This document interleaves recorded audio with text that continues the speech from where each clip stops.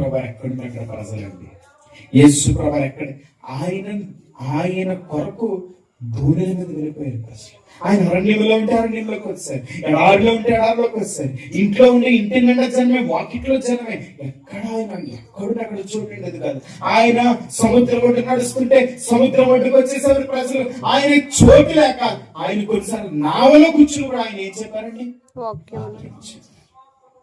కారణం ఏంటి తెలుసా?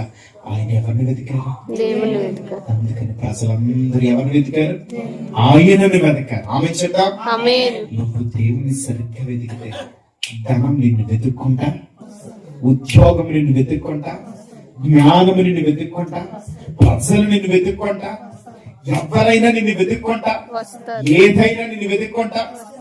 ఆ యెహోవా యందు భయభక్తులు కలిగిన వారికి ఏ మేలు కొదువై ఉండదు. ఆయన వెతకడంలో ఉంటుందండి సంతోషం.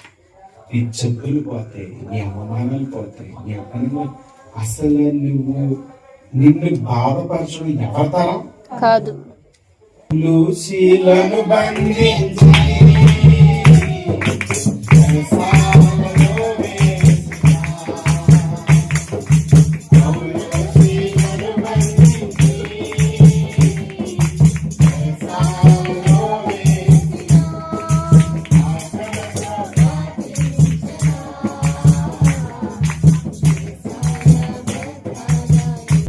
బాధేశారు, రక్తం కారుతా ఉంది. చేతులకి ఏమేశారండి? చంకలు, కాళ్ళకు బండలు వేసి బిగించారు, చరసాలు పెట్టారు. దానికైనా పాటలు ఉంటాయి. సంతోషాన్ని ఎవ్వడు ఇయ్యలేడండి. ఆమె యేసు ప్రభు వారి జీవితంలో ఎన్ని శ్రమలు, ఎన్ని అవమానాలు.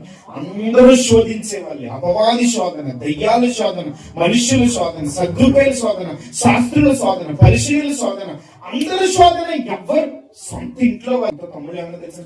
అరే బాబు, నీ డాక్టర్కి వెళ్ళి బజార్లు చేసుకోకపోతాను పిచ్చోడున్నారండి. యేసు ప్రభు నీ ఆహాసంతో చేత నాకు అర్థమైంది. నీకేమైంది? మతి భ్రమించింది. అంతా వ్యతిరేకతే. కానీ యేసు ప్రభు వారి ఘనమైన పరిచయం చేశారు. కారణం ఏంటి తెలుసా? ఆయన భావం ఎవరు? తండ్రి. ఆయన వెతికింది ఎవరిని? తండ్రిని.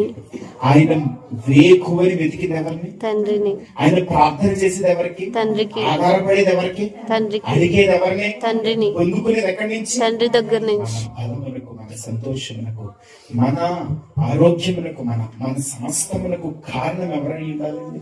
తండ్రి అయిన దేవుడే. ఆమె చేద్దాం.